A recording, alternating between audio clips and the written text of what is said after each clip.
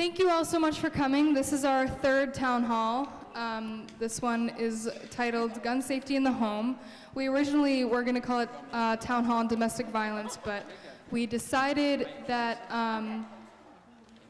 that title fits easily with lots of other topics that we could talk about, such as safe storage and safe use in the home as well. So tonight we have, you can see in the programs, which if you got here kind of early, the pamphlets got here a little bit late, so if you don't have a program, they're up there at the front desk. And it has lots of information about what we're doing tonight and who we have featured on our panel. We have Ann Hauser, Jody Marchand, Joy Smith and Joe Byron on our panel tonight, and we have student moderators Ella Horvath and Jordan Davidson. So we also have t-shirts for sale in the back. I don't know if you saw them, they're $10. They're all hand printed, so no two are the same. Some of them are more unique than others, but they're really cool. And we have an informational pamphlet on statistics and things that you might want to know about our topic tonight as we talk about it. And let's see what else. Oh, so we have a letter. We have Mara, where's Mara? Right here. If you have any questions about this, you can talk to her about it. But we have a letter that you can sign in support of. It's a letter to the SAU 16 Superintendent David Ryan, requesting that he speak more publicly on the issue of gun violence in schools and take a more broad position on it so that he can support or maybe not support our movement.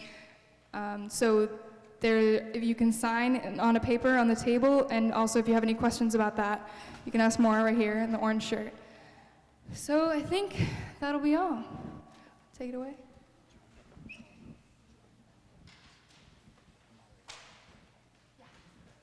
So hi, I'm Jordan Davidson. I am a rising senior at Phillips Exeter Academy. I'm Ella Horvath. I'm from the Cooperative Middle School. And so we will be your moderators tonight. So to start it off, I think Ella has the first question. Yeah. And, I was just going to say that. So the format of this is, so the audience, as we have some questions that we wrote in the meantime, and the audience, you guys can write your questions and submit them back there. Some people can pick them up. And they're not going to be directed at anyone in particular. If you have a certain panelist in the audience that you would like to ask a question to, you can write on there, okay, I have a question for. But our questions are just going to be general, and anyone who kind of wants to answer them can. And there's no time limit, but you try and be as concise as you can. So Ella? Okay, great. An increasing population of gun owners say that they own firearms in order to feel safe, and you might have noticed this in your work. And it's also sometimes to defend themselves against possible attackers, or sometimes their own government. They have fears against that. So is it possible that this could be contributing to a safety issue in our country, and specifically in New Hampshire? What is your response to that? Oh, sorry. Okay.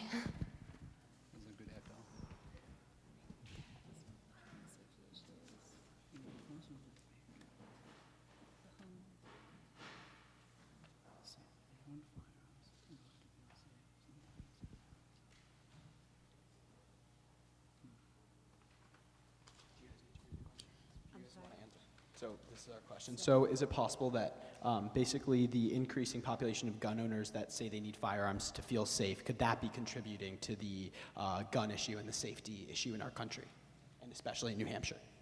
Okay, because they're saying they feel safe, the gun owners?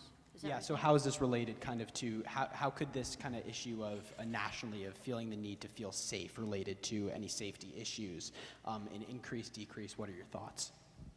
My thoughts are I don't think it's safety.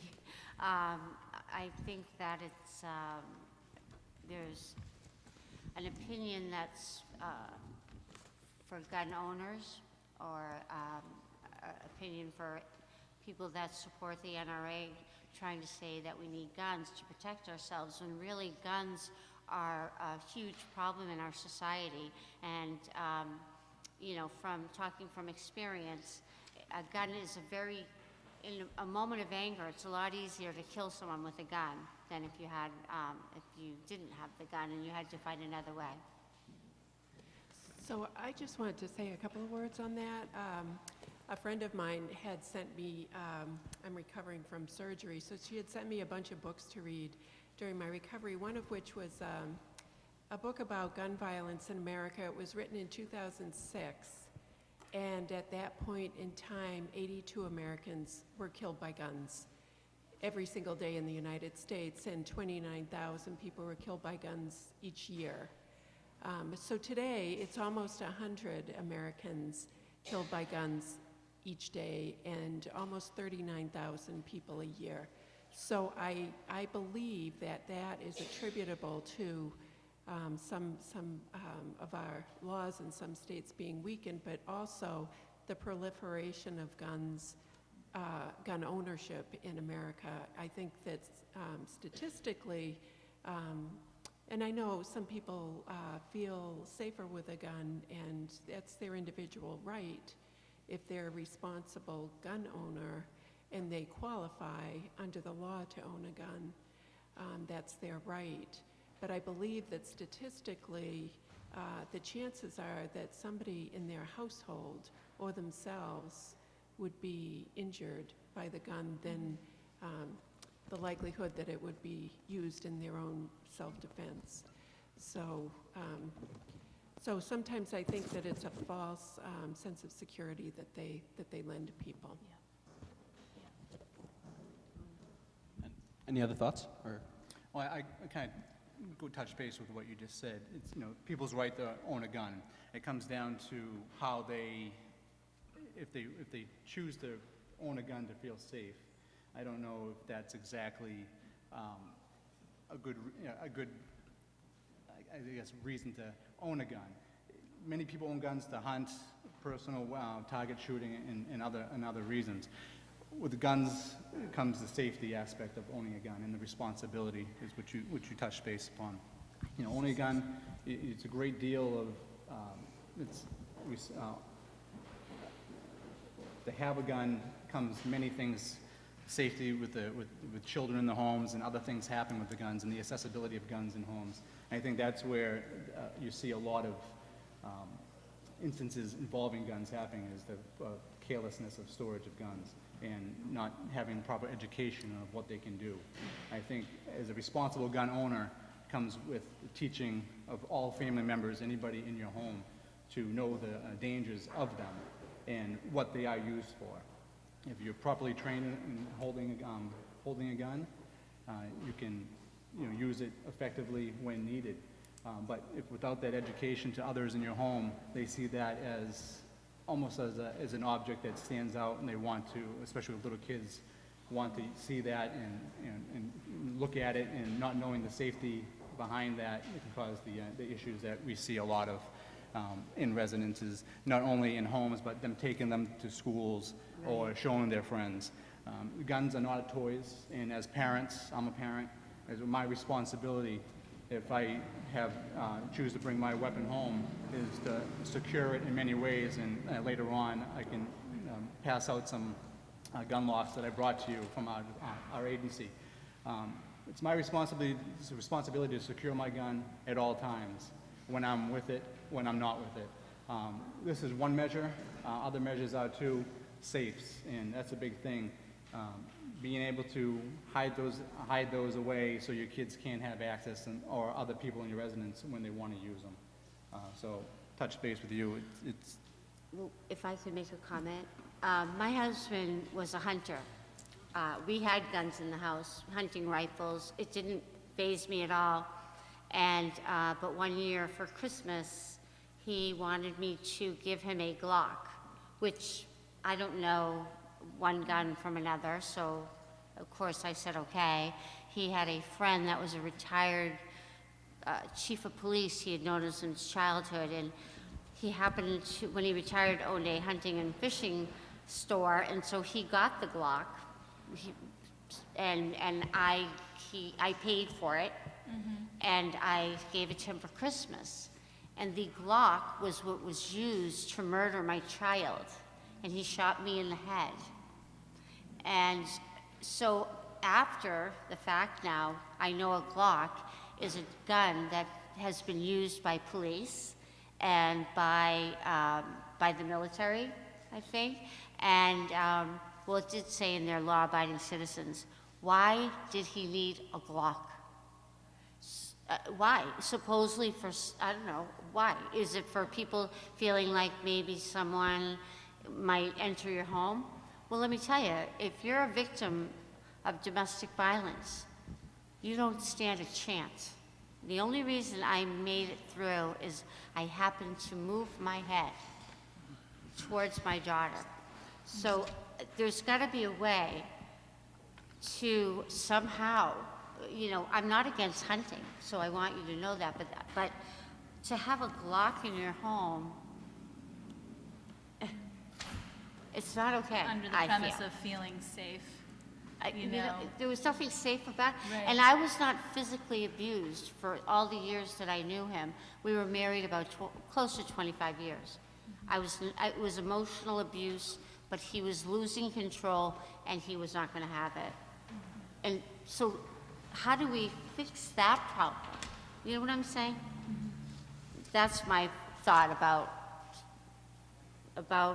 why I'm against guns.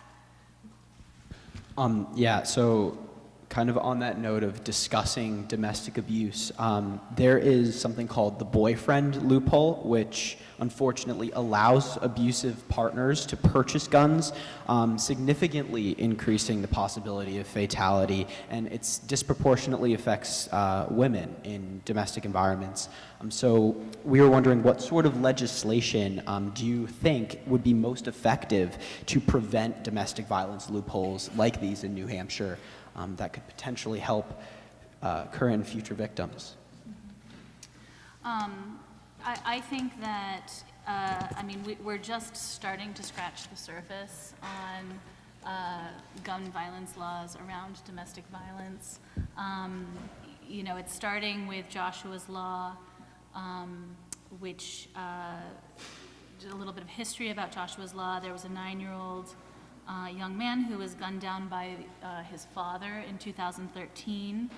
And essentially, under Joshua's Law, a new misdemeanor crime of domestic violence can be brought forward now, which is similar to simple assault, which that didn't exist before. But I think that really kind of starting to crack down more on, you know, if people are getting protection orders against them, they should not be able to have access to weapons. They should not be able to purchase weapons. You know, if there's any history of domestic violence that's happening, we shouldn't be allowing people to have weapons. And we don't have enough laws in place or enough legislation in place at this time to protect people who are in those domestic violence situations. You know, protection orders will allow people to have guns taken away from them, but it doesn't necessarily inhibit them from getting guns. Right, of course. Or gaining access to guns. In my husband's safe, because in Massachusetts you have to keep your guns in a safe, and in the safe were several unregistered guns.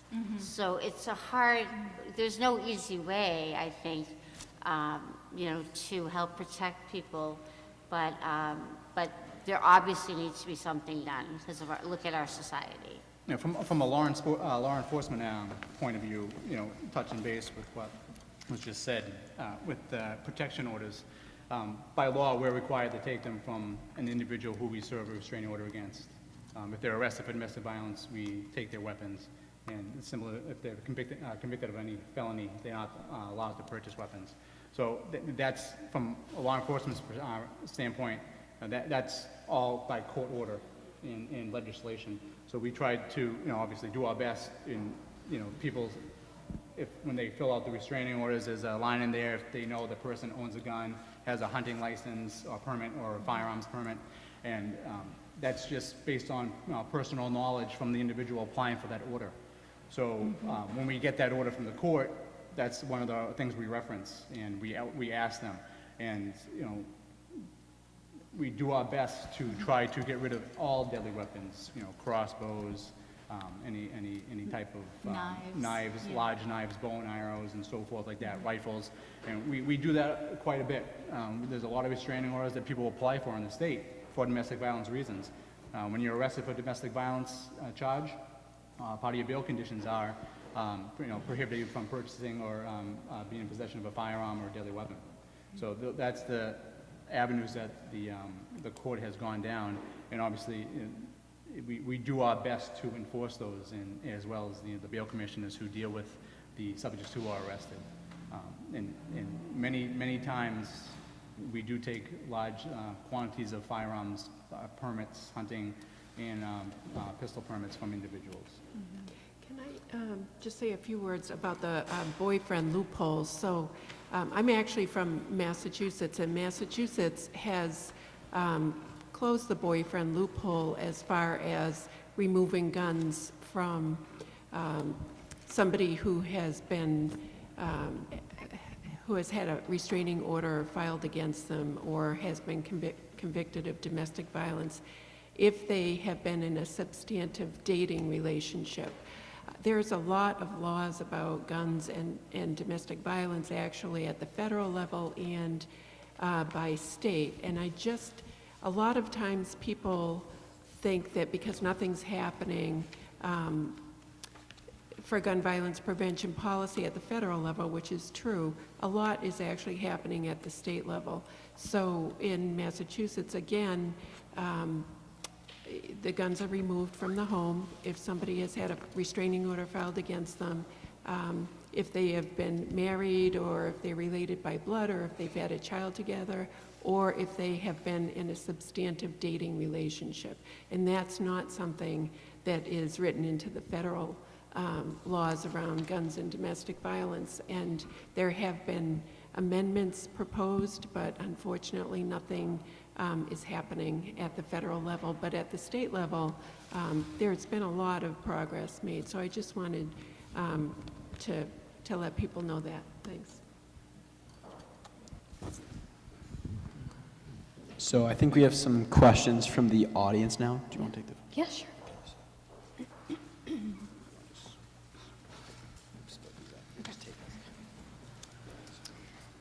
So this question is for anyone on the panel. Should gun owners be held responsible for the misuse of crime or injury of it, and should they have to have homeowners insurance? Yeah. Oh, also, we got a question for the panel to introduce themselves. I guess we didn't have, I don't know if Ava didn't do it, but we had a question, so someone wanted the panel to introduce themselves. Yeah, I guess someone does, yeah, someone wanted the panel to introduce themselves. Okay. Well, so my name's Ann Hauser, and I actually came to this event today because I have in the past been a volunteer court advocate for people applying for restraining orders in the district court in Newburyport, Massachusetts. I volunteer with the Jeannie Geiger Crisis Center, which helps victims of domestic violence. I'm also a member of the Massachusetts Coalition to Prevent Gun Violence, and I'm the current North Shore lead for Moms Demand Action for Gun Sense in America. My name is Jody Marchand. I'm from Westford, Mass, and I'm here as a survivor. And we, in memory of my daughter, my family and I started the Live for Live Foundation. Her name was Olivia. And the Live for Live Foundation, every year we have a fundraiser. We give money to a local shelter. This year we're deciding what to do with money. We just had our big event. It's a Ride, Run for Live, it's called. If anybody likes to ride 50 miles, or 23 or 6-mile bike ride, or a 5K run with a free barbecue and free ice cream. So it's a really great day, and if you're looking for something fun to do, it's in July, and our Live for Live Foundation is here. We're here to help victims in many ways. We give scholarships. I'm very interested in hearing more about the Jean Geiger, is that Crisis Center, because we are here. This was started to help in memory of my daughter, Olivia. Thank you. Thanks.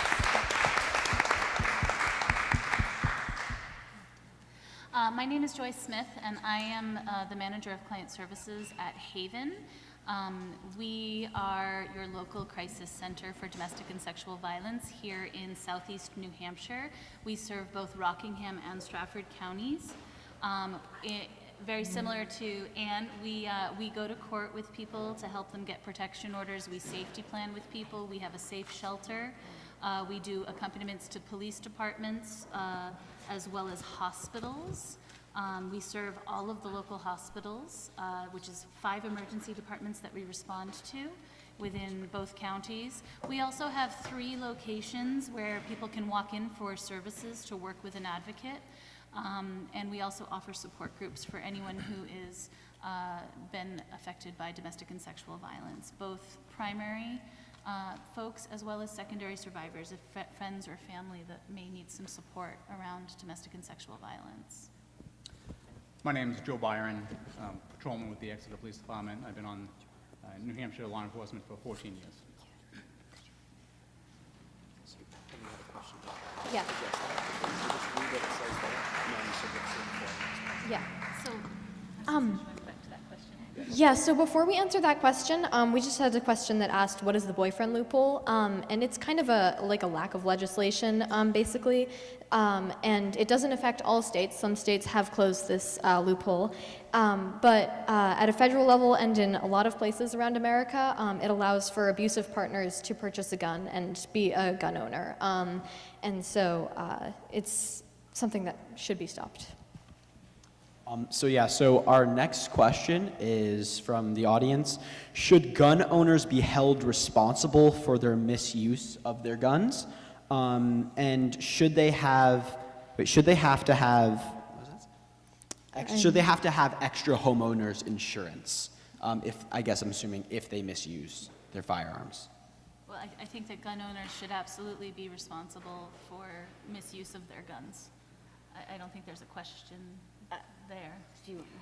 I wish I knew all the laws in Massachusetts, or you could fill a notebook like that. And I do want to mention that we do have the lowest rate of gun deaths in the country because we have such strong laws.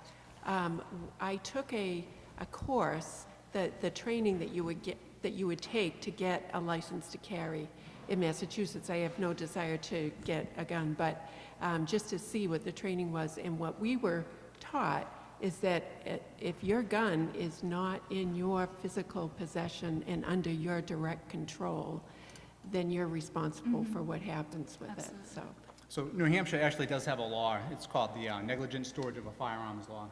And the law, if you can Google it, it's if you just type in negligent storage of a firearm, it's actually 650-C:1, and it gives you the outline of the laws and the responsibilities of owners and what is required and the penalties associated with the negligent storage of them if they were to get into the hands of minors, as well as just having them unsecured and if something were to occur. So there is a law in New Hampshire that if one does come in about, we could go to that law. And I guess the other issue we got for insurance companies, I believe that something that your insurance companies would have to address. If you're high risk, there might be certain things that are in there in your policies that I'm unaware of, but it's something that it's not a bad idea to have if you can talk to your insurance companies to find out if they do have those. Yeah. Anyone want to add anything? I would, insurance wouldn't have helped me. You know, my thoughts about, I guess, I was afraid to have anything happen. If I did call 911, I let it go because I was afraid. So I personally think somehow, whether there's a purchase of a gun, maybe there should be more of a background check. I mean, he did not have he didn't have any kind of arrest record because he got away with things because he knew people in the town. So my opinion is, instead of seeing homeowners insurance, I'd rather see more, when someone wants to purchase a firearm, there needs to be more, even though they may not have a background of problems, doesn't mean there aren't problems going on. Okay. So this is a question from a citizen for anyone on the panel. What do you recommend parents ask about gun ownership and storage when sending their child to play at a friend's house? So you may have noticed My hair is on the not good. way in. Yeah, okay, we'll pass it down there. So. Moms Demand Action has, it's called Be Smart for Kids, and it's a child access prevention program, which we give presentations to whatever group is interested. But one of the, so it's an acronym, the SMART. The A stands for Ask About the Presence of Unsecured Guns in Other Homes. So what we try to encourage parents, especially of young children, but even older children, to do is make that part of the conversation, because people are afraid to ask that question. They're afraid that they're going to offend the other parent. But it's a safety issue, just like having a pool or a dog or, you know, peanut butter lying around if there are allergies or whatever. I've had parents, when my kids were young, ask about, you know, my Christmas tree being up because her boy was allergic to pine needles. You know, guns in the home should be part of the conversation. There's a mother who has her own organization called Mother on a Mission, and she provides gun locks and talks about securing guns in the home, because her 12-year-old son was shot to death by a friend on Christmas Eve when they were just fooling around with a gun in the other kid's house. So it needs to be part of the conversation, and the more people that ask, the more comfortable people will get with hearing the question and asking the question. As we say, and also, like, in terms of a domestic violence relationship, when there are guns present in the home, that's a big part of safety planning that we do with folks, is having those conversations around, you know, are those weapons secured? What happens if, you know, do the children have access to those weapons? Or, you know, if the kids are going to a different home that may have weapons, in order to stay safe from their current situation, having those conversations with the caregiver to find out if those weapons are secured. So that's, again, it goes down to safety. That should be a part of safety planning in anything that you're doing around weapons. I agree. Safety and education, and having a good line of communication with your child's friends' parents, knowing what they're going into, just as you mentioned before, pools and stuff like that, and all the potential dangers that you could face. Another thing to do is run through scenarios with your children or adults. What would you do if you came across a gun? What would you do if somebody wanted to show you a gun? And let them know the dangers that can come about, you know, holding a gun, not knowing the basic functions of them. And just scenarios. I have children of my own, and you know, they know, you know, guns aren't dangerous if not used correctly. And everybody has a toy gun if they have children, and you get to distinguish between the two, and just educate your child and educate adults of the proper use of firearms, and what they would do if they come across one. What would they do if a friend wanted to show them one, or how to clean a gun? If they don't know certain functions of guns, things can happen. And I think just repetition, and just you learn by seeing things and hearing things through osmosis. So I think it's good practice of, you know, teaching your kids young so that they can develop those skills later on. Okay, so we have another question from the audience. Because everyone who owns a car is not a responsible driver, we have laws and licensing for cars. Shouldn't we have strict laws about guns as well? I say yes. Yes, I say yes. I think that comes with owning a gun is your responsibility to take a class. You can own a gun without any classroom training, but if you're going to have a gun, I think it's a responsibility that you should take upon yourself to educate yourself on what you have, Just like if anything that you want to purchase, you're going to do some background checks on things. If you want to buy a car, you're doing research. So you want to educate yourself on everything possible and everything that you own, including guns. It's a responsibility. Right. Again, I just want to reiterate that the states in the country that have strong gun laws have the lowest gun death rate. And the states with the weakest gun laws have a higher rate of gun deaths. And they usually do have a higher gun ownership rate too. Missouri used to have, require a permit to carry a handgun, and they eliminated that requirement, and their gun death rate went up.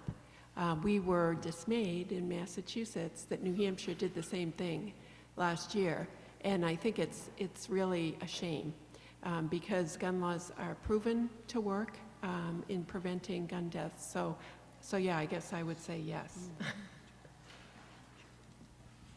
Okay, anyone else have anything to add? So do you want to go? Yeah, sure.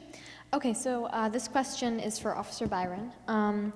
What does the EPD see most in terms of gun violence in the home, and how do you deal with it? Well, thankfully, I think, for the most part, we don't see much gun violence in town. We deal with a lot of domestics, and a lot of people do own guns in New Hampshire. So I think having a proactive agency and having the resources that we can utilize to educate people, like Haven and the schools, the school resource officers in the high school, to teach kids about the dangers of firearms. Exeter is, a fairly safe town. Gun violence in Exeter, I've been here 12 years, and I don't know of many instances of where a gun was involved in any type of serious crime here, which is, from a standpoint of law enforcement, I'm very fortunate.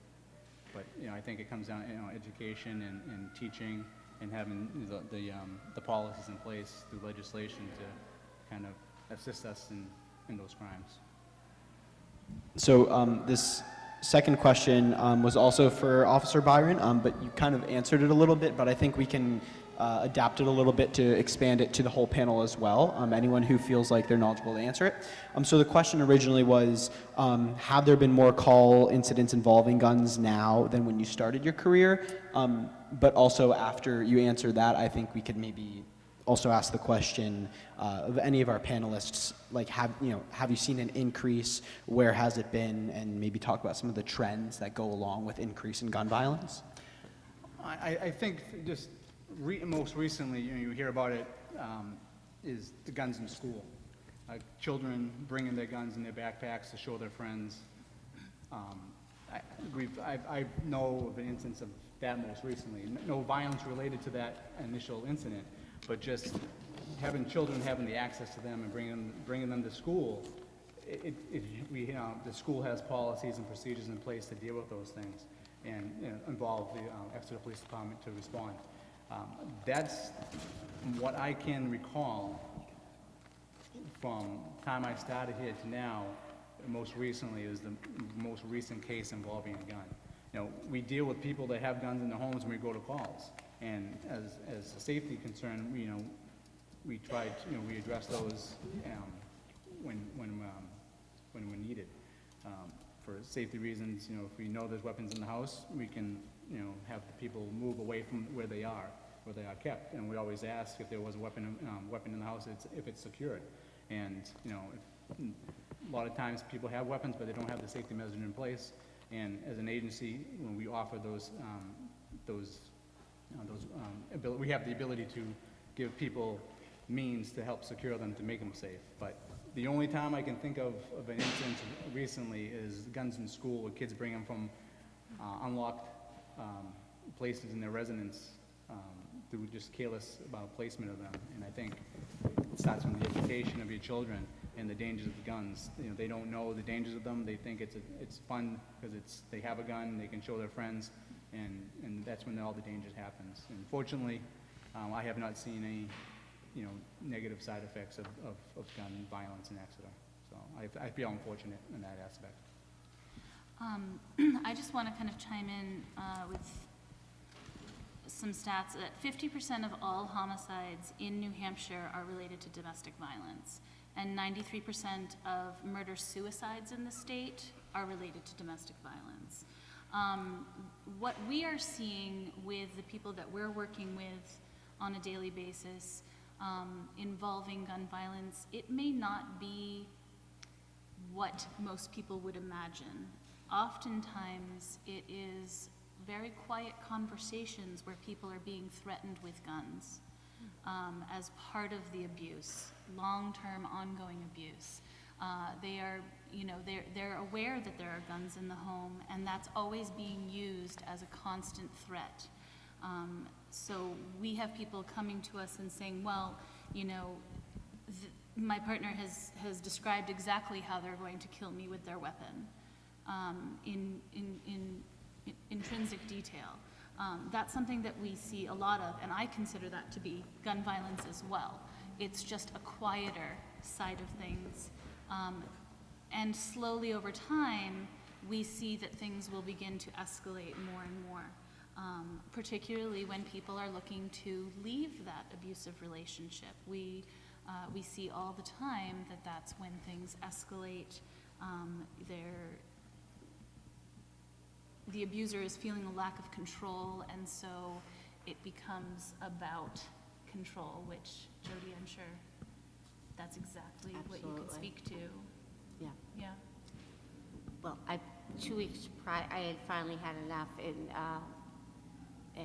I had told him something was going on that he was refusing to do, so I finally said I wanted a divorce, and the relief I felt. And then 2 weeks later is when my tragedy happened, so. But you're right, it escalates over the years, and there's got to be a way to educate more or something. I mean, I will say this, one year we were away on vacation in Wellfleet, and we had had a fight, and I dialed 911. I was afraid. And so he flew home so he could hide his guns. So I mean, we were like way down the Cape. It took, I don't know how long for me to drive home, but I just wonder, and the victim will very often say, oh, it's okay, and there's got to be more education or something, or and I believe it's happening, but the police need to know it may not be physical going on. I don't know what the answer is for that, but because it eventually leads to what happened to me. I don't, there's no easy, I don't know how how it's done to help a victim when they're saying, no, everything's fine, because that's what I did. Well, we often go to domestic, touch and base with just domestics, to get off the topics of the guns for a second. Domestic violence can be anything from our standpoint, where we get a call from a neighbor or from a person in the residence of an argument that gets verbal. A lot of domestics that we go to are just verbal, where you have arguments, and again, you might have some mild threats in there. And New Hampshire has other laws pertaining for domestic violence and criminal threatening, where they say, I'm gonna harm you in this way, and if you feel harmed, that constitutes a crime. So we have, and then we can act accordingly, and follow the procedures that are in place. The other resource we have is when we go to these types of calls is we have pamphlets that we give out to Haven so that they can speak to people to help with counseling and get assistance when needed. We assist them in obtaining restraining orders or protective orders through the courts. If it's not during court hours, they have the steps in place for an emergency protective order where we can call an on-call judge in off hours, and the victim will give a statement of the reasons why they feel they need one. And those are the steps that we can take to prevent them from having further occurrences. We also assist them in getting them out of the residence to a safer place, to a friend's house. We can accommodate them, help gather their belongings and personal toiletries, and we can escort them, drive them to another place, contact friends for them. Just the other night, I was on the phone with a representative from Haven for a domestic incident, and those are the resources that we can take. But you know, if we don't know them, obviously we can't do much about them. But you know, third party people calling in, just like that. It might be a neighbor. It might be you might have reached out. Somebody could reach out to a friend and told them, and they contact us because they're concerned about that individual. And obviously, we follow up with that. Domestic violence is a very serious issue, and obviously, our safety is the most important part of that And call. what Officer Byron is referring to when he said that he called and talked to an advocate at Haven, it's called the lethality assessment program, which many of our police departments throughout the state utilize. It's not state protocol yet, but we would love for it to be state protocol.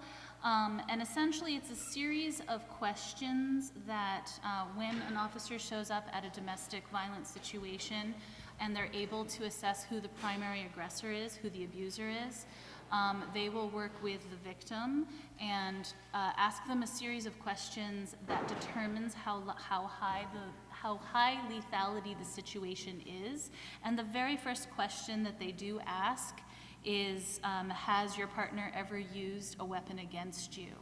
And there's a series of other questions that they ask as well around different types of abuse and violence.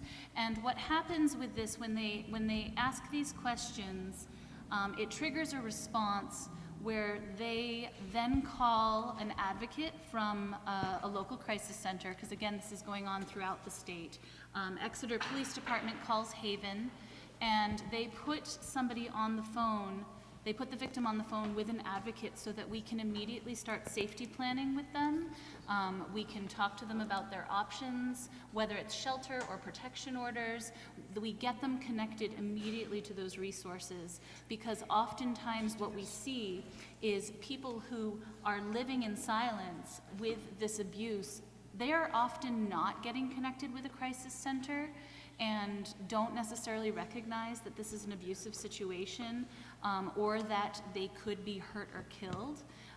And so it's really important for them to get that interaction immediately, and we find that it's incredibly beneficial, and it helps people get out of their abusive situation to have that interaction with a crisis center, because there's a lot of support that crisis centers can supply, and a lot of great resources that crisis centers can supply for people in looking to flee a violent situation. And so this is something that we partner with the police department on, and all the police departments, most of them in the state. Just to touch a little bit more on this, oftentimes the victims of domestic violence, they're fearful of, of something happening to the other person, loss of job, and as a result of something occurring through the criminal procedure. Another option that we can have is they might not answer these questions honestly, just for that fear, based on personal experience in the situation at hand. There is a box that we can check that we can kind of initiate this to happen, despite them answering the questions in a way that we don't feel is correct, just based on the responses, hesitation and so forth like that. Dealing with people in domestic violence, they're at their worst moment at that time. And it's, there's many factors that play into domestic violence. They find out things occurring, alcohol, and oftentimes they kind of shelter. But we have a pretty good idea of the people in town. We keep logs of all our reports and past history with individuals. So if we see a pattern behavior, this is where we can kind of supersede their responses to try to get them in the hands of a representative from Haven to expedite the process, to give them the, the encouragement that they need. And as oftentimes people do not want to follow through with that process. They initially, their significant other gets arrested.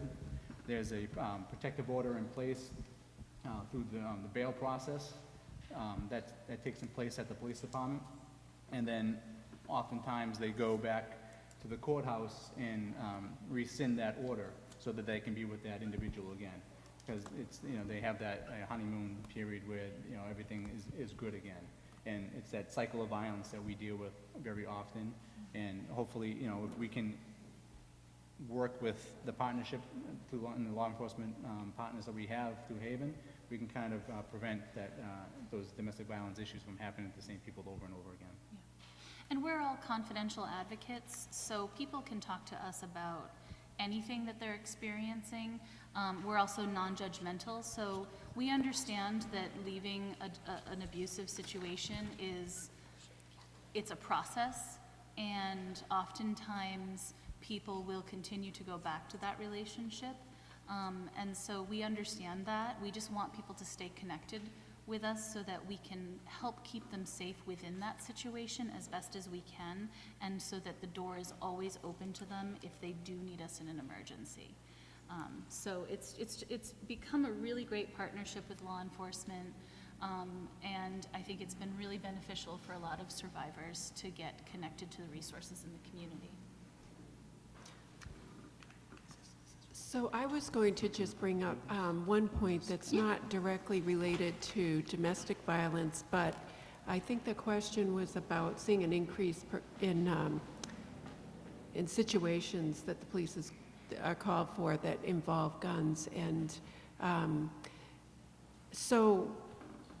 and the subject of this forum being gun safety in the home, I just wanted to mention that 2/3 of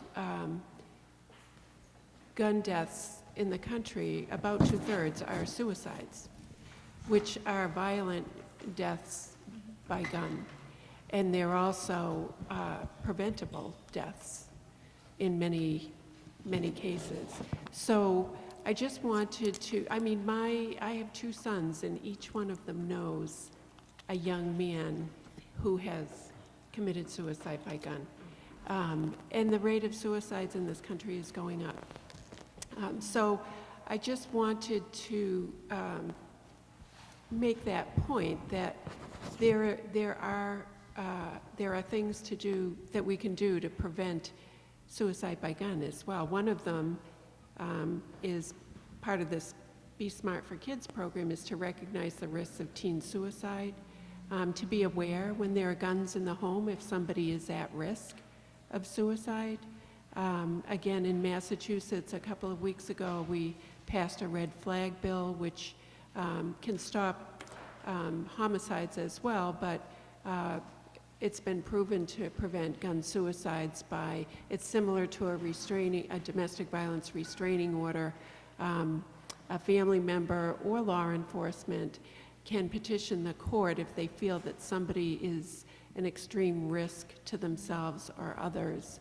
If they are in possession of firearms, those firearms can be removed from the home until the crisis is over. So that's just another tool in the tool chest to save lives from preventable gun violence. Thanks.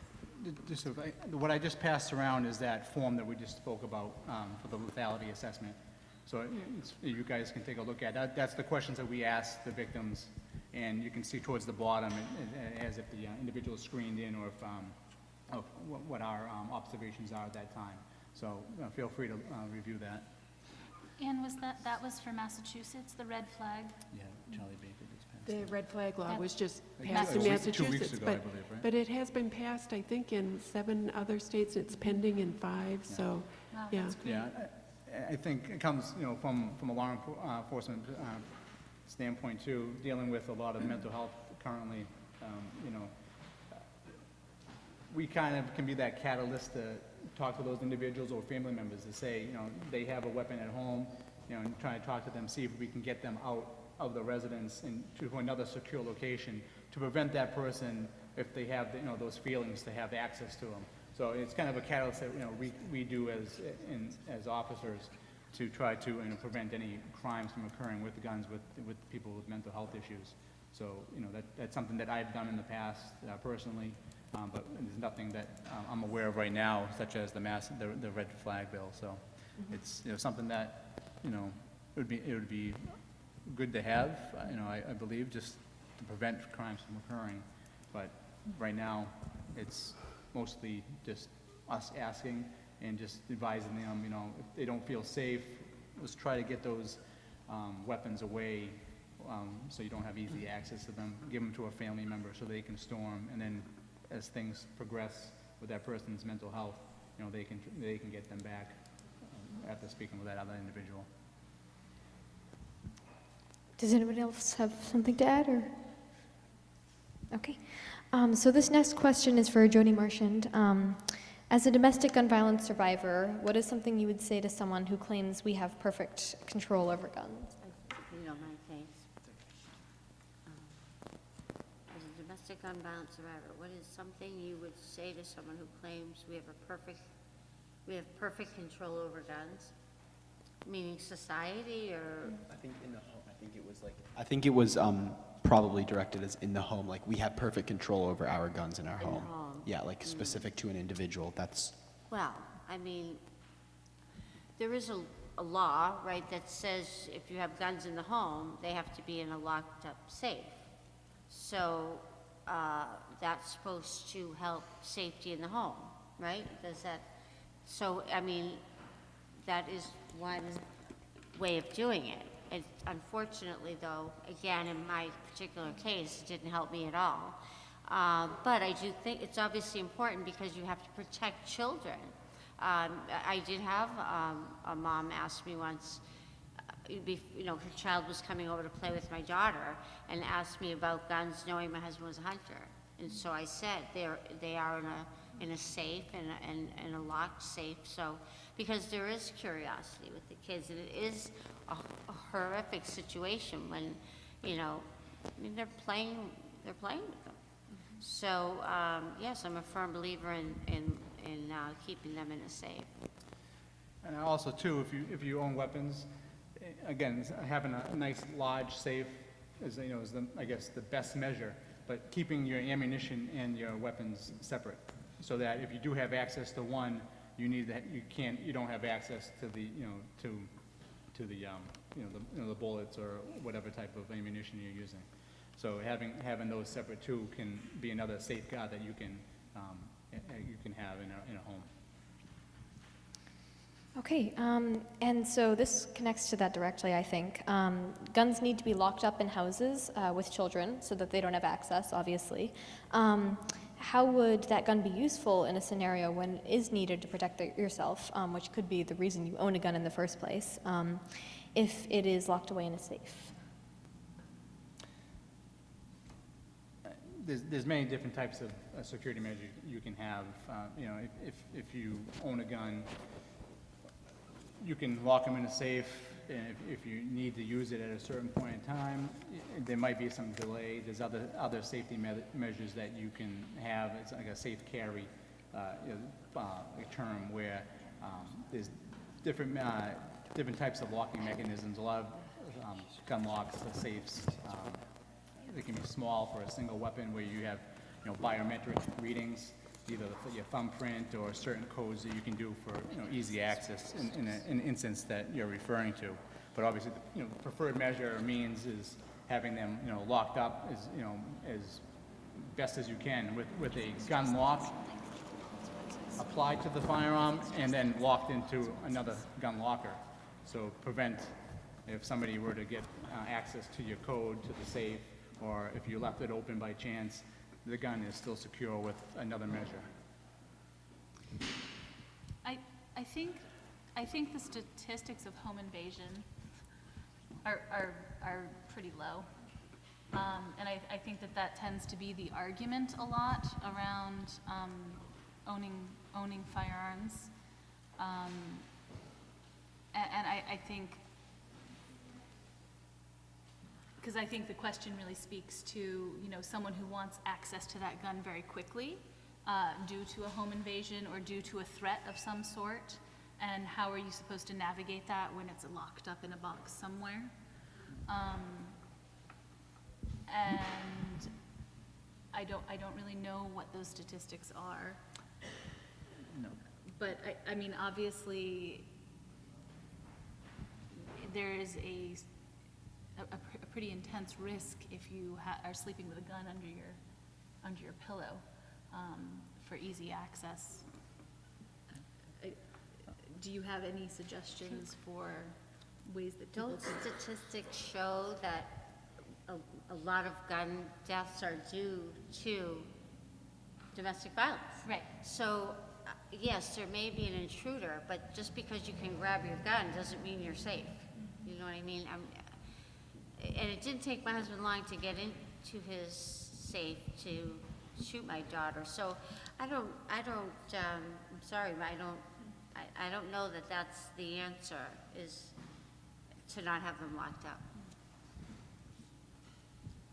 So we have a question from someone in the audience, kind of on a different note, but I think it's implying legal consequences, but the question is, what are the consequences for parents of kids who bring guns to school? I think Officer Byron said something, and then also to the kids. So are there any consequences, and maybe what, if there aren't many, what should they be? Well, I know that, I believe the SAU 16 school district has a policy in place. If a student brings a gun to school, I believe they might be dismissed from school for that year. Don't quote me on that directly, but I know that there's certain policies in place that the school district has. As for, I guess, a negligent and reckless use of a firearm, obviously, regarding a weapon when it's used, that's when that RSA, that law that I had mentioned, comes into play. But again, I think it's more the follow-up is the education with the parent and child of why that gun was in their possession in the first place. And, you know, if it just brought into a bag and displayed, you know, and never used in the sense of a crime or by accident, you know, I guess more thankful that they have that happen than have it be discharged in a setting where that law would come into play. But the school district itself has a policy that they have a plan for, and then most of the times we're responding as well, just to safeguard the school in a lockdown procedure that they might conduct. So we have another question. So can we clarify what kinds of guns are already illegal in New Hampshire, if any, and what guns aren't illegal in New Hampshire currently? I don't live in New Hampshire, but I know machine guns are illegal everywhere in the country, but I don't know the other. I know assault weapons are illegal in Massachusetts, but Yeah, you can have whatever gun you choose as long as you're not a convicted felon in New Hampshire or been convicted of domestic violence. So you have the right to own any firearm other than what you had stated. Okay, so we actually have it. So would the panelists be able to move the mics a little closer? There we go. Especially Officer Byron. Just do like a little. There we go. Do you want to read that one? Do you want to? Okay. I'll repeat everything I said earlier. Okay, yeah, there you go. Okay, so this question is for Hugh. I just want to say Officer thank Byron. you. Oh, sorry. And it's from a PEA mom. So my son is a PEA student. Last fall, he was in a crew boat on the river, and shots were fired at the boats. How do you... How do you how do you protect the students who row crew during the season for waterfowl hunting in the area south of Route 108 to around Newfields? By the way, that was me, and that was actually really scary. Can you repeat the first part? Yes, sorry. that was you. I almost jumped in the water.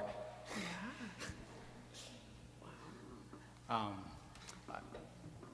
don't recall if I recall this incident particularly, but how do we prevent protect students who are, how do we protect anybody regarding any type of firearms? Obviously, when you're using a weapon, you have to follow certain procedures to safeguard yourself and the general public. You know, there's certain laws in place where you can discharge a weapon from a home, how far, and stuff and so forth.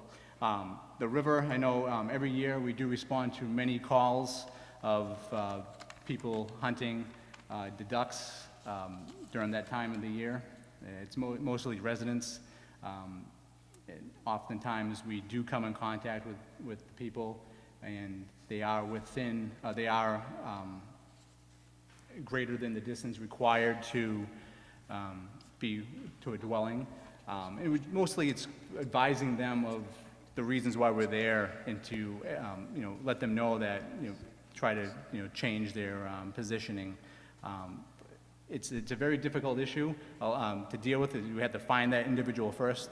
Oftentimes, there's a delay in reporting, and so by the time we get out there and locate them, not knowing where the individual was at the time, but obviously we try to, safety is the most important issue that we're dealing with, and having that happen along the river where the people are hunting, that's where most of the birds are that they are.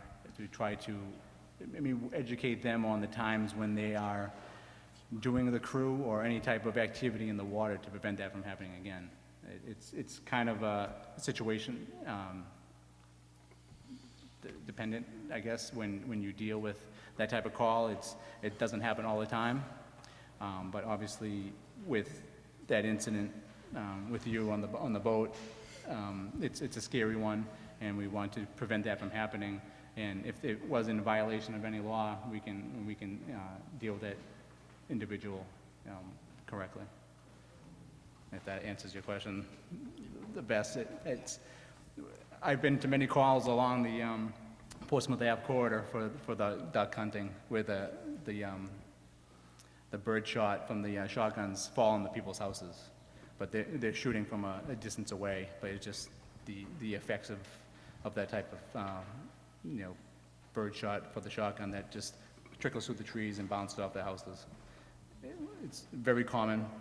I'm sorry that it happened to you. I'm sure it wasn't. It's it's okay. No one got hurt. I'm glad no one got hurt. So we have another question. It's directed for Officer Byron, but I guess anyone can weigh on in their opinion on this. So the question was, women are most often victims of domestic violence. Are there any women in the Exeter Police Department to participate in domestic violence cases? For example, Manchester Police has a female that is assigned to domestic violence cases specifically. We don't have anybody assigned to specifically deal with domestic violence. We do have a community-oriented police officer who can deals with problem issues within the town and the community.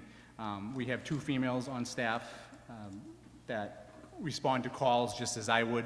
On a day-to-day basis. So if a female responds to a call, there's sometimes when the victim feels more comfortable speaking with a female officer. So if there's one available, we accommodate that individual just to help them, calm down or get the information out that they want to get out. And a lot of people feel comfortable speaking with that female, as opposed to men, because they are being victimized by men. And that has a psychological issue on some people. But 2 female officers on the Exeter Police Department, no one designated to domestic violence, but everyone does respond to domestic violence calls, and we accommodate the victim as best as we can when called for. I'd like to say 2 weeks prior to my tragedy, a woman was killed in our town by her husband at their home. Their 2 kids were in the house, and he shot her while the family was in there. Then he tried to kill himself, and then 2 weeks later, the tragedy occurred in my home. So a domestic violence police officer role was developed, and it was a male, and but it was designed to, have someone that is in that role so that they're going to the homes when there's a 911 call. It started as a male police officer who was very good at it, and then he was promoted or whatever. His duty changed, I don't know what you call that, and a woman now is running it. But so I don't know that there's really for me personally, it wouldn't matter male or female. I wanted help. That's all I cared about. But in some cases, yes, I imagine it would be better.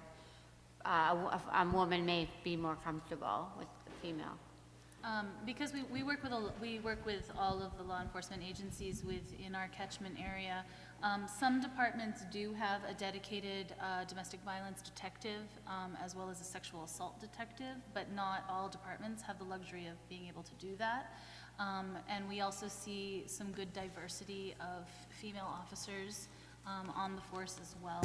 But I would say that for those domestic assault calls in the middle of the night, it's usually a responding officer, whoever's on call at the time or on shift at the time, who's answering that domestic violence call. Personally, I've noted certain times when a victim specifically wanted to speak with a female, and at certain times that individual's not working, and we deal with that call at that time, and then advise that female officer that this individual wanted to speak with them, and they will follow up with them. So it's not that if we don't have one available, we will accommodate an individual if they feel more comfortable speaking with a female officer. It might be at a later time just due to staffing and their scheduling, but it's something that we don't overlook. And we are also available I'm sorry. That's okay. No, I was just going to mention that the Jeannie Geiger Crisis Center has what's called a rapid response team, so that if somebody does, in the middle of the night, call the police and wants to fill out a restraining order, somebody from the Jeannie Geiger rapid response team will be called if they would like to speak to somebody. It's usually a woman that will come and help them. So I don't know if there's, Yeah, we do. So we do something very similar. As I mentioned earlier, we accompany people to police departments, and we also accompany people to hospitals. It's for sexual assault, it's state protocol for each hospital to call us as soon as someone presents who's been assaulted, and an advocate immediately gets sent out. But also, if anyone's wanting to report to police, or sometimes we have some police departments who may call to see if an advocate can come out, we have those advocates available 24 hours a day to do those accompaniments, so that if someone is feeling intimidated or uncomfortable because of the gender of the officer or the detective that they're speaking with, we can send an advocate that they may feel a little bit more comfortable with to help support them through that process. Can I also add, it used to be a restraining order was for physical abuse. And so I'm told, at least, in our state, that there's a different type of restraining order, because there's some sort of protective order, is it? well, a restraining order, if you are in, you're in fear of imminent harm. So either you've been physically abused or you're in fear of imminent physical abuse. Yeah. A harassment order is different. That's for somebody that's not related to you and has to do with harassment more than.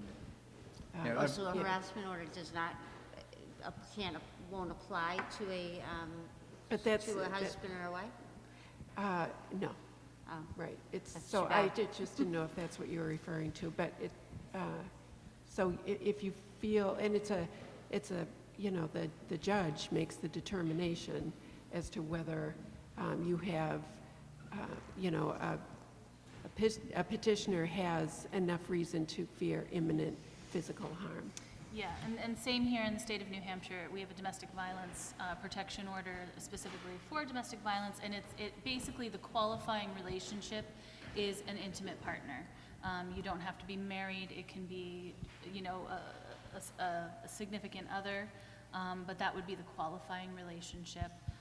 Some people have been able to get it for like a roommate situation. Some people have been able to get it for just a brief dating situation.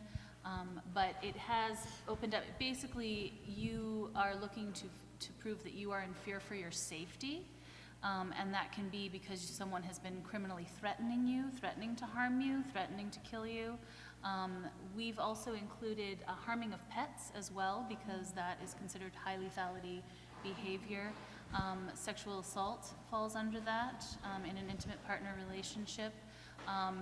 Reckless conduct, if somebody is putting you in harm's way because of their conduct, as well as destruction of property, if they're showing their aggression by punching walls or, causing physical destruction around you of property. So there's a number of things that can fall under that statute that you can prove to a judge that you are in fear for your safety, and that's why you would like that protection order in place. It's not just for physical violence too, it's, the threatening, and often calls that we deal with is domestic violence where the other individual has left, and domestic violence has certain laws where we can arrest within a certain period of time without a warrant due to the domestic violence statute. And in the event that that individual is not arrested within that 12 hours, the protocol is you apply for a warrant. But in term that we offer the emergency protective order for the victim, where they give a brief statement of why they feel they need the protection.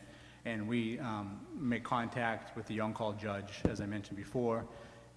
We read them pretty much their affidavit of the alleged incident of why they need the protection at this time until the next court date. So those emergency protective orders occur non-business hours when the court's not in session, weekends and overnight hours. And it protects them if that individual was to make contact with them again until the next court date or until they apply for a restraining order if they choose to. So the criminal threatening, assaults, past assaults, and all that stuff plays into that harassment. Yeah. So those are the things that they can apply for, and it's the judge's determination, and there's certain boxes that he checks off regarding who's going to take possession of the home or children during that time while this is in effect, or pets, correct. Yeah. I just feel it's important because in my case, it was not physical abuse. So there's a victim that's saying, I'm not allowed to drive, I'm not allowed to work, I'm not allowed to, use money except for, I'm allowed an allowance to go to the grocery store. It eventually gets worse and worse and worse. And so I feel it's so important that even that be considered as domestic violence. I just feel that very often. I've heard stories, and they're fairly recent, of going to a police station and them saying, nothing we can do right now. And that, in particular, what you were talking about not being allowed to work, having the limited financial resources, not being able to drive anywhere, we consider that interference with freedom, and that's also in the statute for those protection orders, for a domestic violence protection order. Which is pretty great to be able to include that. Okay, so this is a question from a citizen. What can a citizen do to help de-escalate a gun-based domestic violence situation if they see one as a bystander? Call police. Here, so. I'm sorry. I missed the first part of that. Right here? What can people do as a bystander when they see gun violence? I would say any type of, whenever you see a weapon involved, it's, I think the first call should be to 911 and let us deal with it. We're trained, we can hopefully de-escalate the situation. We have the resources available to us to, prevent something from happening, or if something were to happen, as opposed to a private citizen where, your safety could be in danger, not knowing who you're dealing with. So I think the first call should be to 911. And as a bystander, some of the best help that you guys can do for us is just, if you feel that you need to act, based, certain to protect somebody from, the fear of imminent harm or death, that's your choice. But as a bystander, you're our best witness, because again, you saw everything that happened. We go to you, we get a statement from you, which helps the victim. And I think helping the victim is the most important part. And, as that reporting party, you're our resource to help that person, to get the help that they need and to, prosecute people when they commit crimes. I'd like to kind of further expand on that a little bit. If you are aware that there are weapons in a home, and you are concerned for the safety of somebody, particularly if there are children involved and you're concerned for the safety of the children, everyone over the age of 18 in the state of New Hampshire is a mandated reporter for child abuse. So I would highly recommend reporting that if you are concerned for a child's safety with weapons being in the home. Additionally, if you are concerned for the safety of somebody in a domestic violence situation, you can reach out to law enforcement to do a safety check at the home. If you are concerned that something may be happening, you can have law enforcement go out to that home to see if everyone's safe. And I think if you have knowledge, just to benefit us, the two most dangerous times I think that we deal with are motor vehicle stops, because we are unknown situation. We don't know who we're dealing with at that time. We could be stopping somebody for a minor traffic violation. They think that they might have committed a crime that we're not unaware of. It's, that fight or flight reaction that they have. And if you can give us as much information that we know ahead of time, if there are weapons in the house, if there is past history with violence or drugs or alcohol, all that stuff helps us when we respond to those things, to be safe on our end and to, help better protect those residents. Anyone else have any responses?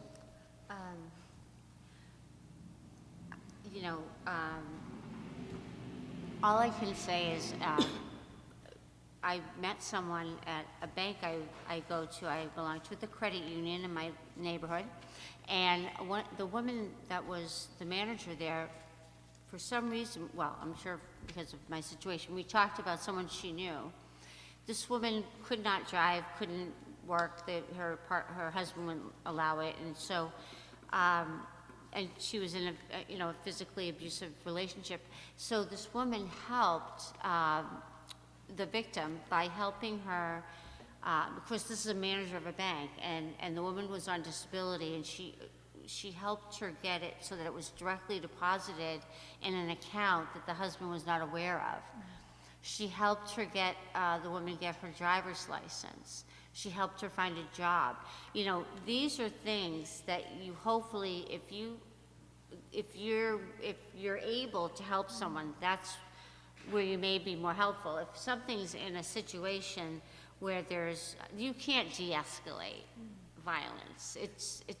You wouldn't want to put yourself in that position. But if you know someone's in a bad situation and they'll let you help them, that's the kind of thing that helps someone get their independence, maybe. Also, let them know that your door is open to them. And right.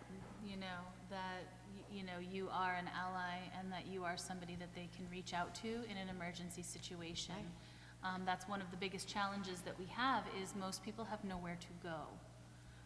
They've been alienated or isolated from their family members. Right. They may not have any friends anymore. Or they're embarrassed. Yeah. Unfortunately. Yeah, exactly. So that can be being a great ally to someone to let them know, hey, you can call me anytime. Here's my phone number. If you need a place to stay, ever, here, reach out to me. Those being that sort of resource for people can be really Also, helpful. as a volunteer, you would recommend maybe that they call Oh, absolutely. Yeah. I mean, Yeah, hopefully, call the provide hotline. information to them. I actually left some brochures for the Jeannie Geiger Crisis Center at my hairdressers because hairdressers hear a lot about people's personal lives. Yeah. So, yeah, whenever you can get information about a domestic violence, crisis center to the person, it's best.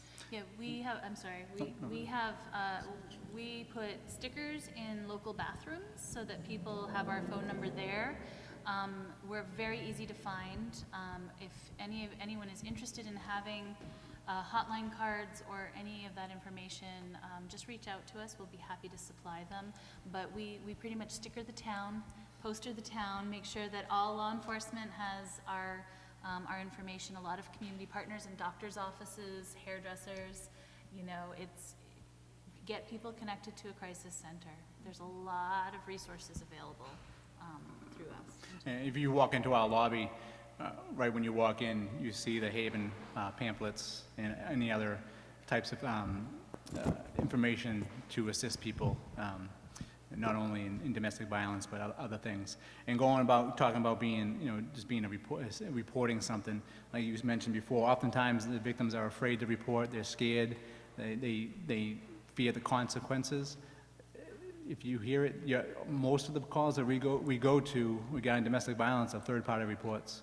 So when we follow up with that individual to see what they heard, and a lot of times when we deal with domestic violence calls, the parties are separated, so they don't hear what the other person's saying for the fear of something happening, and it's confidential, and we follow up with those reporting parties to try to verify what really happened, and you're the best people to deal with, because you're the impartial person, and you're there to help that person, because either you were a victim at one time, or you're just tired of dealing with it, or you just want to be that person that helps that individual.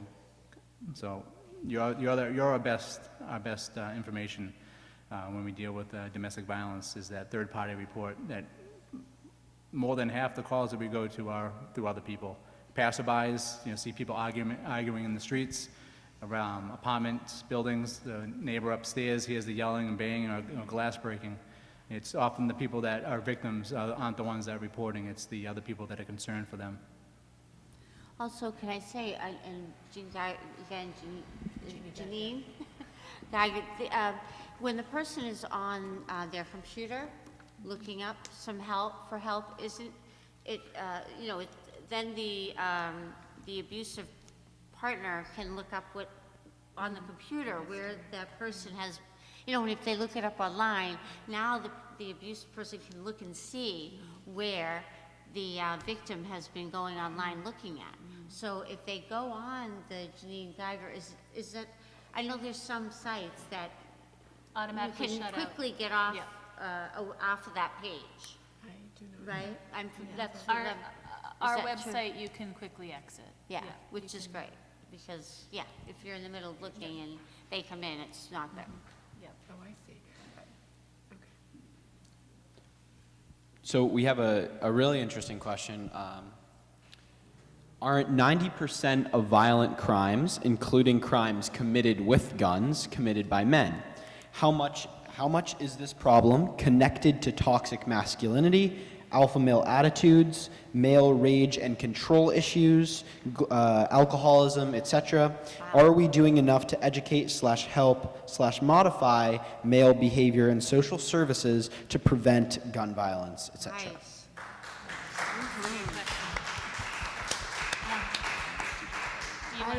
I agree with a lot of that. I mean, I don't think that you can paint everybody with the same broad brush, but my feeling is that that's a big societal and cultural issue that we need to deal with, in my opinion. But keeping guns away from people that have rage issues, or people that have, a crisis in their lives that is precipitated by some kind of mental health issue, or whatever the reason. Keeping people, I agree that we have a baseline problem of kind of hyping violence in the country, and men are susceptible to that, it seems like, more than women. But my point is, there is a different reason, it seems like, for every gun tragedy that we hear about. But for all the million different personalities and reasons and whatever, the people perpetrate a crime with a gun, they couldn't have done the damage to the families, to the communities, obviously to the victims, if they didn't have the gun in their possession. So yes, I believe that we do have a cultural issue, but to keep the weapon away from people that shouldn't have them is the first priority, in my opinion. I do want to speak kind of briefly. So Haven has prevention education programming for kindergarten through 12th grade. Specifically around domestic and sexual violence, we also now have suicide prevention included in that as well. We've partnered with Exeter Hospital, and they are helping support that particular piece of education. We are teaching kids about personal body safety. We're teaching kids about healthy relationships. We're talking about bystander intervention. We're talking about bullying. We're talking about images in the media, violently sexual images that they're being exposed to on a daily basis, and what the meaning is and why they're being targeted. So we have really extensive programming addressing a lot of these issues because we really, really believe that prevention is key in stopping the cycle of domestic and sexual violence. It's really important, the programming that we have in our community. I do know that we are in a number of the Exeter elementary schools. I don't think we're at Exeter High School quite yet. And I know that we're doing some programming at Phillips Exeter as well. If anyone wants more information about that, you can find that on our website. But it is something that we feel we're completely dedicated in the prevention end of things, not just helping people in crisis, but helping to prevent that crisis in the first place. Okay, so this is a question for anyone on the panel. In Japan, there is a 13-step process to receive a gun. Do you think that a process like this would benefit New Hampshire and lessen the amount of deaths from domestic violence? And I also want to add that one of these steps is you have to have a statement given to an elected official, I think, where you're saying exactly what you're going to do with that gun and why you need it. And I think in America that would most likely be hunting. Just keep that in mind as you answer. I think that it would deter a lot of people potentially from trying to get a firearm if you have to go through a number of steps. I mean, I watch a lot of people self-select out of things because they don't want to fill out an application process. So I think that it could be a good deterrent. I don't know how effective it would be overall. Anyone else have an opinion? I mean, I just read recently that Iceland has the highest per capita gun ownership rate of any country in the world and the lowest gun violence in the world because it is such a long process to obtain a firearm. And you do have to have references from people, and you have psychological testing, and you have to have reason to own the particular gun, and so I think that's just very telling that yes, and in Japan they have such a low gun violence rate, but they have violent video games, and they have,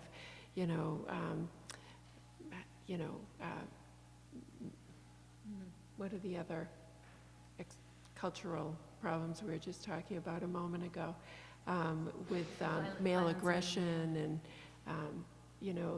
all of those exist in other countries, but the easy access to guns does not exist in those countries.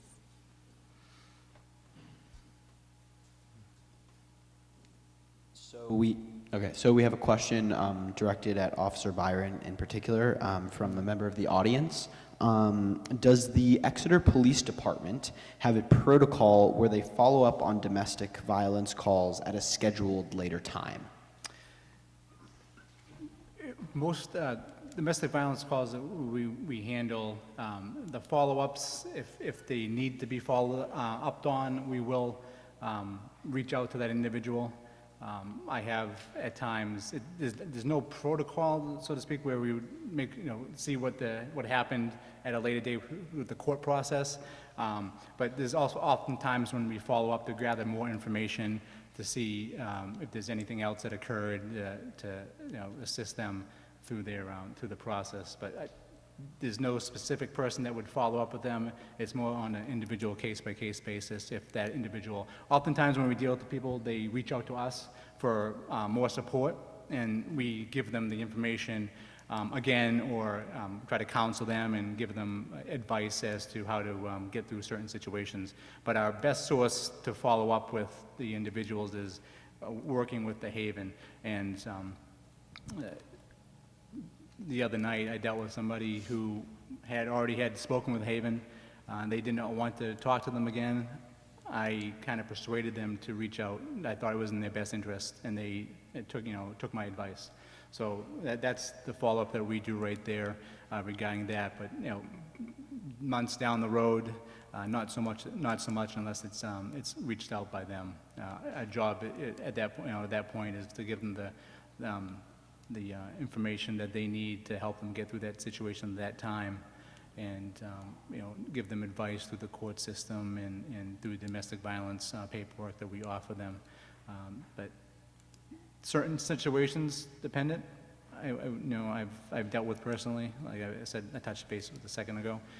But mostly it's people that we deal with. They want to talk to us because our interaction with them was comforting, and they feel that they can trust us. So oftentimes they do reach out for a certain officer.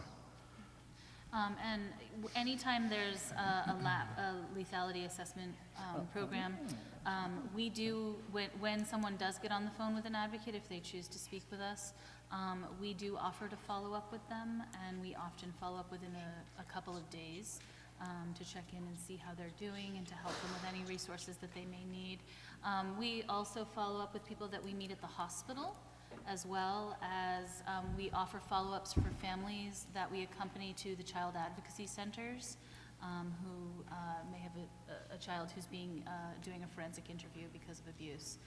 So we offer follow-up in everything that we do for the most part, and reconnect with people down the line. With that lap form that we go over with the victim, those are kept in-house, so we kind of can see the progression, if there is violence, or what, if there's further instances where just based on the types of calls that we go to with them, if it's if they require additional help, most likely those cases would be referred to our detective division, where they can reach out to Haven directly to try to kind of extradite some process to help get that individual the help that they need quicker, or further information, other resources.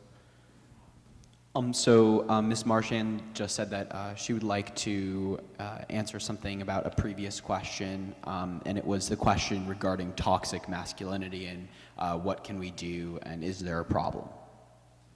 It was a long question, so I had to really think about it. It was a good question, but there's several parts to it. But I just wanted to add to it, or if I could answer part of it. Not all domestic violence is committed by men. Mm-hmm. It's not 100% men. Very often you'll see things written up that it was female. So that's number one. Number two, I believe that it's a cycle that goes from one generation to the next, and because I grew up in it, honestly, I believe my husband was in many ways similar to my dad, and that was in good ways and bad ways. And I believe my daughter had a boyfriend that was emotionally abusive and controlled. She wanted to help him. He was not doing well in his senior year in high school because he wasn't getting out of bed. So she felt it was important for her to go over to his house and get him out of bed so that he would, do well in his last year of school, which made her late 18 times, which was not my daughter by any means. So I guess what I'm trying to say is, yes, it's good to address the issue of masculinity and the attitudes that go on in this country. I mean, obviously, you heard about a woman that was, that's in the hospital, right? And the alleged perpetrator is, isn't he a football player or something? There was recently been one. I don't know details, but anyway, I think it's important. I have a friend, my point being is I have a friend that works in New York City, and the kids are already in kindergarten. They are trying, in however they do it, to let these kids know what's not okay. And I said, well, how are you helping them learn what's not okay if they go home and they're living with it? And she said, well, they may question it. And so I'm a firm believer in addressing the issue at younger and younger ages. I speak to high school students. I'll speak to the youngest they'll let me speak to in a different way, obviously, for each age. So that's how I feel about our society. Yes, there's an issue with masculinity. Is it related always to domestic violence? I don't know, maybe not, because it's something that very often they grew up with. They don't see that they're wrong. So is that about masculinity? Not necessarily. Thank you. So this next question is for anyone on the panel, and it does relate to that, so I think this will be an interesting side. How do men reach out for help if they're being abused by a partner? I know a young man who did not know where to go, and he was afraid to look weak, being it may not be believed. So, yeah, how might men reach out? So, yeah, I think that's an excellent segue. Yeah, so I think that male survivors are the most underreported survivors out there. There's a lot of barriers for men seeking support. All of our services are available equally to anybody of any gender. I would say that the statistics are the reported statistics for male survivors is very, very low. Because we often find that there's a lot of shame and stigma attached to domestic violence against males. We also have a lot of folks who are trans or identify as female or male that reach out for services as well. And I think that something that we continue to strive to do is develop more outreach so that people know that we are a resource for anybody who's been impacted by domestic violence. But when we're talking to male survivors, there is so much shame involved. It takes so much for somebody to reach out in the first place under the best of circumstances. But particularly for male survivors, oftentimes there is nobody for them to talk to. They aren't able to reach out to their personal support systems because they don't want to try to explain the situation to somebody.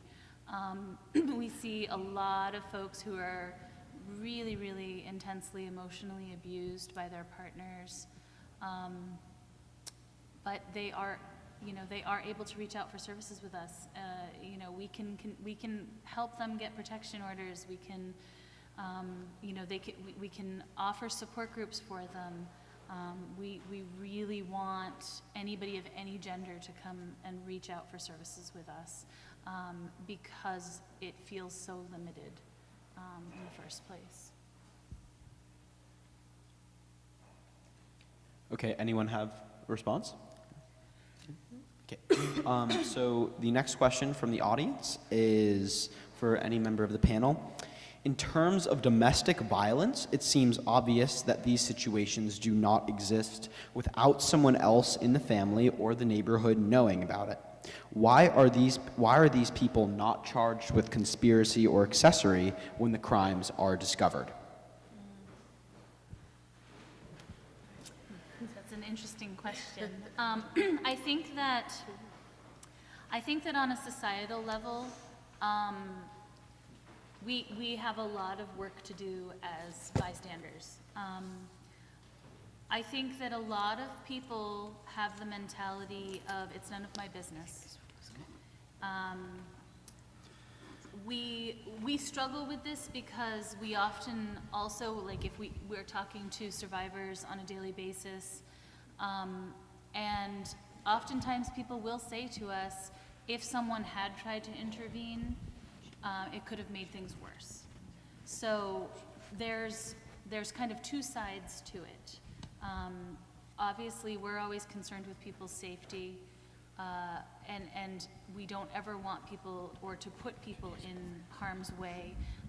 We have a lot of protections in place so that if we are reaching out to people who are currently in a domestic violence situation, our phone number is blocked, so we're not listed on their phone if we're calling. We don't let people know who we are when we're calling if somebody else answers the phone. We put a lot of safety measures in place to make sure that people are safe. But in the same respect, if we know that something is happening, if we know that someone is not in a safe situation, I think it is important to reach out and just check in with that person. Are you okay? If there's ever any time that you need help, call me, let me know. I can be there. Because we get into this mentality of, it's not in my home, it's not my business, stay out of those people's business. And I think that we need a cultural shift in our society of looking out for each other and helping each other. To touch further that, a lot of the times when we get called to them, their reporting party is anonymous. And they might be those people that they know about it, that they don't come forward, but they come forward in that way where they don't want to be known because they might have ties to that individual. They might be next door neighbors, but again, they don't want to see anything bad happening. This is their way of fulfilling the deed of notifying somebody without being listed in the report. It's an anonymous call. They don't have to give their information. They can block their phone number, and they can say that there's a domestic down the street from me. I can hear the husband and wife yelling at one another, and there was some type of assault that took place. And that, any type of call that we get, we're going to respond to no matter what. If we determine if it's domestic violence, suspicious person complaint, other forms of anonymous calls. So that's the way I think those individuals try to be anonymous, but still try to get the message across. They feel that they're doing the right thing. Also, can I say, the abusive person they don't want it to be known what's going on. true. They are very good at hiding it. They're the fun person at the party. My husband's best friend was shocked. I'm like, how could you have been shocked? I mean, I thought he knew us better than anyone. I complained about him a lot, I know I did. But he was shocked. So people don't know it's as bad as it is very often. And mine, again, was not physical, so there were no bruises. But it was emotional about power and control.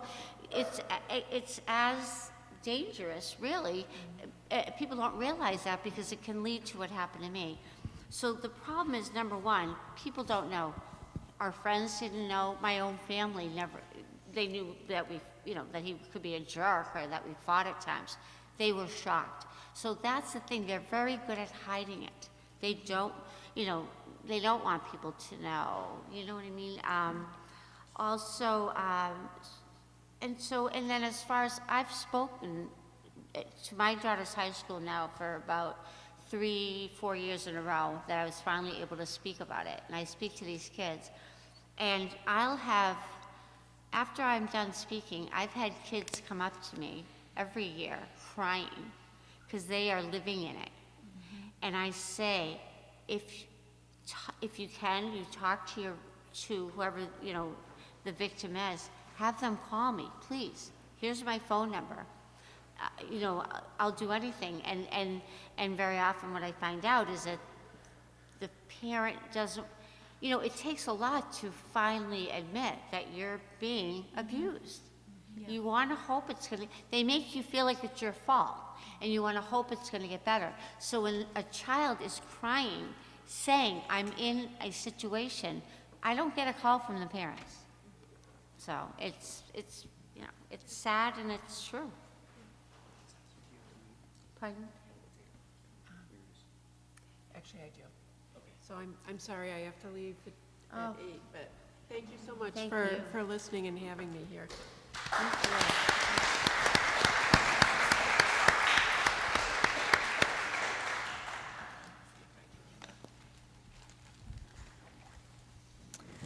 Okay, so in your experience, which guns are most commonly used in domestic gun violence situations across the nation, and then which do you think would be like most likely to be used in New Hampshire? Personal experience, again, none that I've personally dealt with, but just speaking in general terms, any gun that's accessible to somebody in a heated moment is a gun that could be used in domestic violence. And our job in law enforcement is to protect the citizens of Exeter and you know, anybody in town that comes through town. And our job is to find the primary physical aggressor. If they have an access to a firearm, it could be any sort of firearms. And not all domestic violence involves firearms too. There's many other, a majority of the calls that we go to involving domestic violence with a weapon is not a gun. As I mentioned before, there's knives, there's personal weapons, and that's the most common one, in your hands and just physical contact with the victim. So any object in a house or wherever you are can be used as a weapon. So you know, I know the topic is guns, but not all domestic violence is involved with guns. I agree, but maybe I would have had a chance to run out the door. You know what I mean? That's what I live with every day.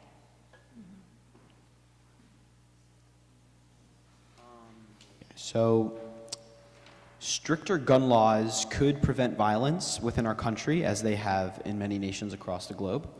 So how do the panelists think that this affects domestic gun violence in America and in New Hampshire, which, though it has not faced the same mass shootings as other states, does consider something like hunting a major recreational activity? Do you want to read the question? It's the second one right there. Yeah. Thank you.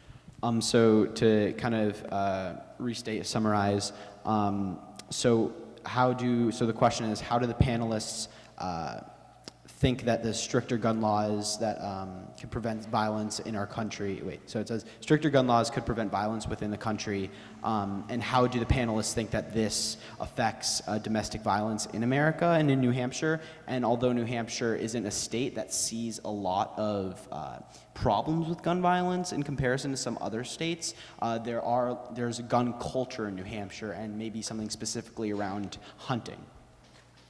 Well, first of all, I think the gun issue is more than just domestic violence, as you mentioned.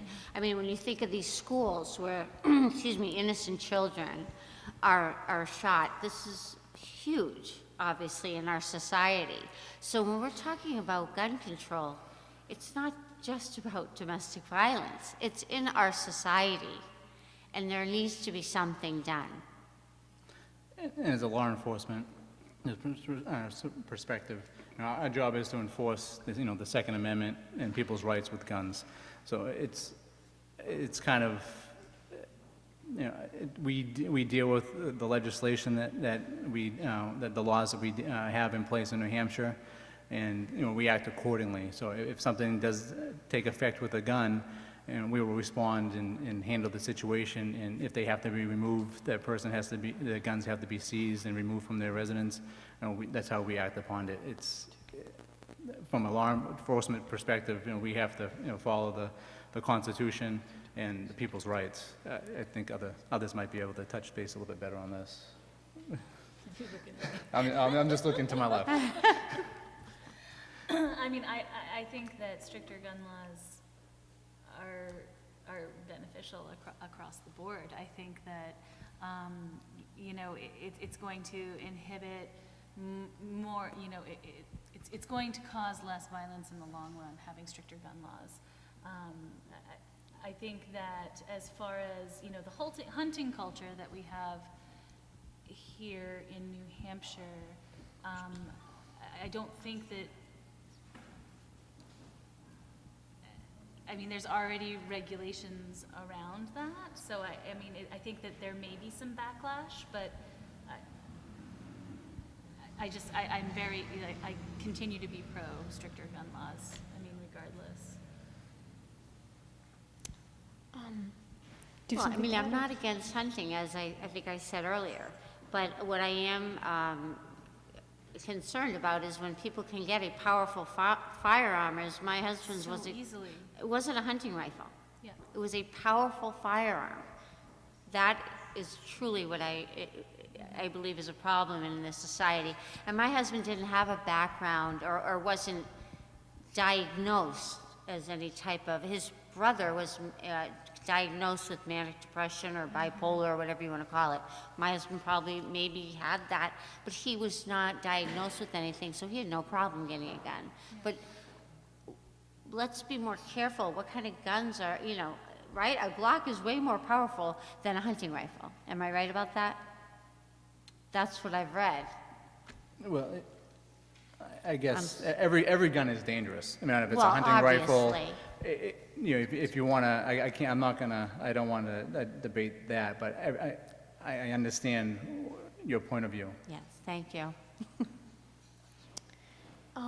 Yeah, so from your experience, do you believe that AR-15s or other semi-automatic weapons are appropriate in the home, even if they are, like, locked away in a safe? I think they're completely unnecessary. It's my personal opinion. Any other? Again, I have trouble hearing. Oh, over sorry. there, so I'm so sorry. So the question was, do you believe that AR-15s and other semi-automatic weapons are appropriate for the home? Oh, well, I think I've made my point on that. Yeah. So. Like I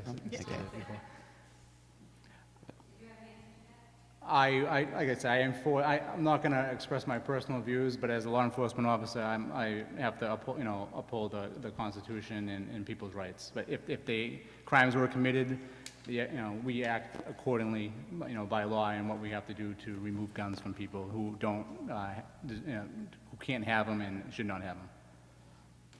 Well, I think, though, I was talking with someone, and probably shouldn't bring this up because I'm not an expert, but I believe years ago there was a major shooting at a kid's school where, like, I think it was in, I want to say Sweden or somewhere, and something like 100 insane amount of kids were killed.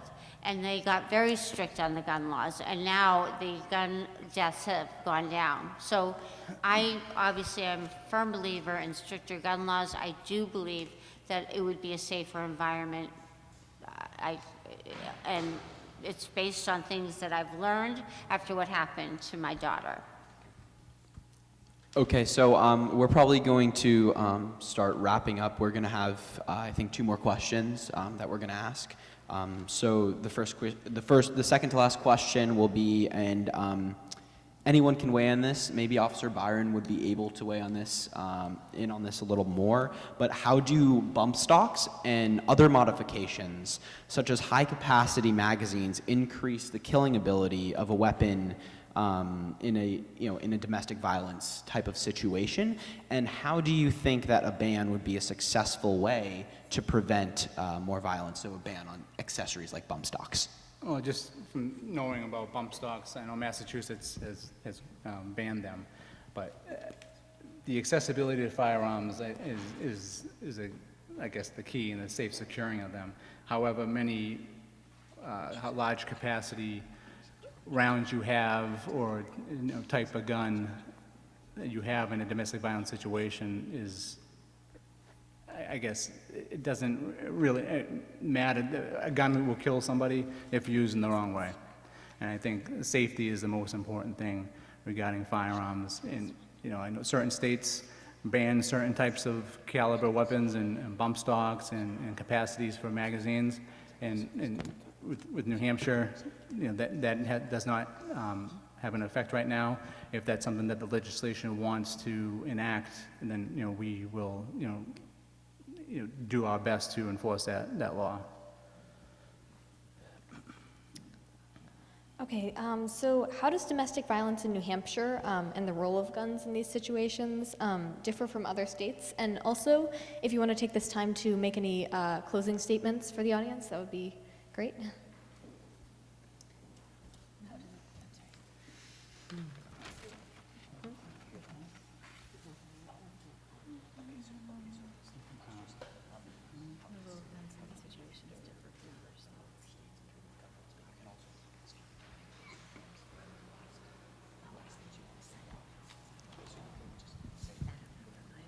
I think we kind of covered a lot. Yeah, so, but, yeah, so Yeah. if you have any closing remarks or anything that you would like to say to the audience, you can say that too. Do you want- Okay, closing remarks. You know, I guess my goal, my mission is to, number one, keep my daughter's memory alive forever. That her death was not taken. Her death was taken, yes, but I will continue to talk about her and talk about what happened in my home, because I need people to know it's happening in so many homes, so many. But nobody wants to talk about it. It's not something fun to talk about. So I will speak at literally anything. You know, I spoke in Boston this year. I was very excited that I got away from my hometown. But I'm not, you know, I want to speak to younger and younger ages. Something needs to be done. There is too much death from gun violence. Thank you.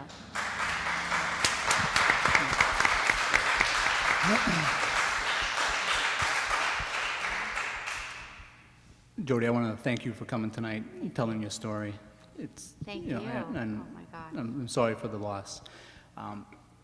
As a law enforcement, obviously, I want to make sure that everybody that I come in contact with is safe, my residents in town here and the visiting public. Our goal, I believe as a whole, is education and prevention with the Exeter Police Department. And if, you know, we're open 24 hours a day for anybody to come in with concerns. We got, you know, mental health, domestic abuse, or anything. And I want everybody to know that in the audience and whoever's going to be watching this, that, you know, the Exeter Police Department, you know, cares deeply about its residents and wants to protect them and offer as much services as we can. And like I mentioned earlier and many times today, we have a great partnership with Haven, the Exeter Hospital, and I feel that is a strong bond that can benefit people, and don't hesitate to reach out to us about anything. And anybody in the public, in the audience tonight, or anybody who owns a gun, or who knows somebody who owns a gun, or wants to give something to somebody who might know somebody who owns a gun, I have safety measures that the Exeter Police Department offers that I can hand out to prevent any type of violence from happening. Thank you.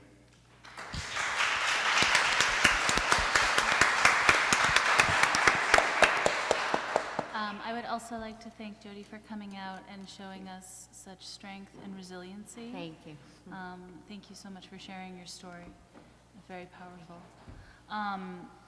I would like to let everyone know, please, if you know someone who is struggling with a domestic violence situation, if you could please share our information, get them connected with Haven or any crisis center that's local to them. Our hotline number, it's 24 hours a day that we're answering our hotline.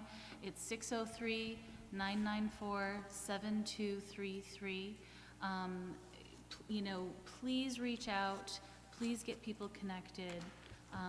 You know, take care of yourselves and take care of each other. that's all we have is each other. So please be a great support for both yourself and other people.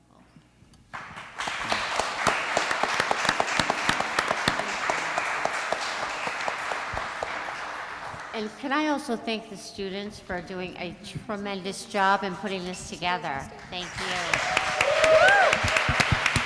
Thank you so much, Jody. So I'm going to close this up tonight. I want to thank all these panelists for coming tonight. Joy and Anne gave a really great perspective from their state of experience at the Jeanine Geiger Crisis Center as well as at Haven. Jody gave a really incredible narrative with her experience in domestic violence. And Joe, thank you so much for coming. You did a great job of answering a lot of tough questions. I think that one of the primary things that we as students or as Exeter Orange are striving to work on with this movement is depolarizing, because the problem isn't that people don't want to talk about it. We all come and talk about it like pretty much once a month. It's that we are very close-minded in our views about this, and what we need to do is be more open-minded, be more empathetic, be more understanding of other people's perspectives and other people's opinions, and that exactly is how we make progress. I want to thank Water Street Bookstore, who is our sponsor tonight. Thank you so much. There still are shirts back there if anyone wants to pick up a shirt. They're $10. If you don't have cash or anything tonight, they'll definitely be at the next forum, which is on August 17th. That forum is a town hall forum on school safety, and it will feature a student panel as well as an official panel. We got some questions tonight that we didn't end up reading because they were more towards school safety rather than gun safety in the home. So if you want to hear those questions answered, I would definitely attend our next forum in August. Just a reminder, we have a letter in the back on the table that is for Superintendent David Ryan, and Maura here has a lot of information on that if you want to talk to her about that. But if you want to sign in your support of the letter, it's basically requesting that he take a more public stance on the issue of school safety as it pertains to gun violence in New Hampshire. So, thank everybody for coming. It was really great.